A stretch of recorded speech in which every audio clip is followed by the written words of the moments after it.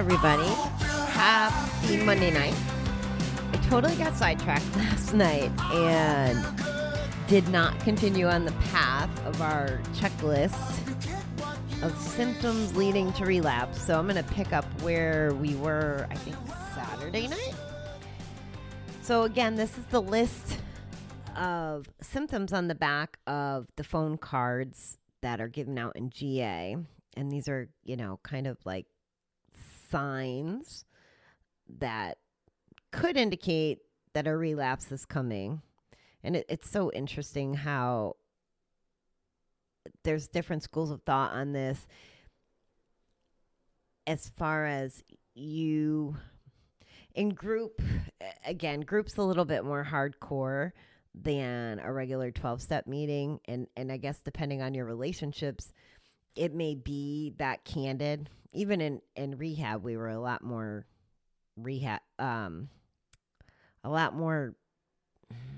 bold, honest. I don't know, not quite so kid gloves, which is probably why I kind of like that approach more. Like, this is the truth. Let's not bullshit. It just slows up progress. But we can call each other out on these actions in these tight knit environments a lot easier than when we're trying to play politics or be all nice and worry about people's feelings. And I get it. People's feelings are important, but the sugarcoating stuff I'm just not a fan of, if you couldn't tell. At any rate, here is tonight's symptom.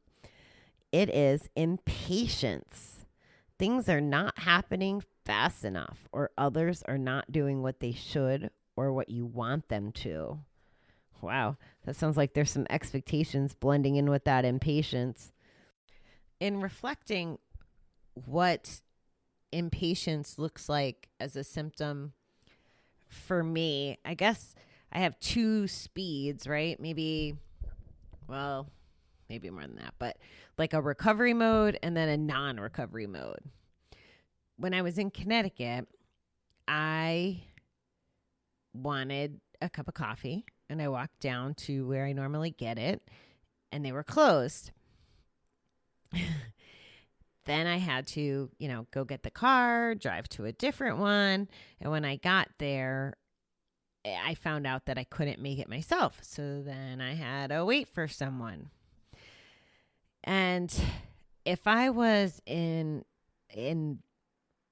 risk of relapse for the sake of this example, my reaction might have been different than it was. I actively had to say the Serenity Prayer in the store just because I was like, things weren't going my way. Like, I had this conversation in my head going, all right, how serious is this? You didn't get your way. You didn't get your coffee when you wanted it, how you wanted it. My mother wanted something from the store. They didn't have it. It was just it could have went really bad. And I had to, in my recovery mode, tell myself, be patient, be kind. It's not their fault that they had to make my coffee, which they effed up, by the way. And, oh yeah, I was too impatient to wait in Dunkin' Donuts line, and that's besides the point. So anyway, if I was in not recovery mode, instead of having a conversation with myself about how I didn't want that to set the tone for my day and it really isn't that serious and the world's not going to end if I don't get to make my own cup of coffee. Instead of having that conversation, I would have probably been bitching and rude. To start. And probably not nice to the person making my coffee. I would have a lot of frustration and impatience about getting my coffee. The fact that it took me 2 stops and then I couldn't make it. And if I was looking for a reason to gamble, I would, make my whole day start horrible so I could have an excuse to go gamble. Or if I wasn't practicing my recovery where it kept my muscles strong to have that conversation with myself, I would be putting some distance between my recovery and impatience. I think I said that wrong. I'm not even going to try to explain it. I think you know what I mean. If I wasn't practicing recovery, you get further away from thinking like someone who's recovering and closer to acting like someone who's thinking like an addict, which I think would in turn lead you to behaving like an addict.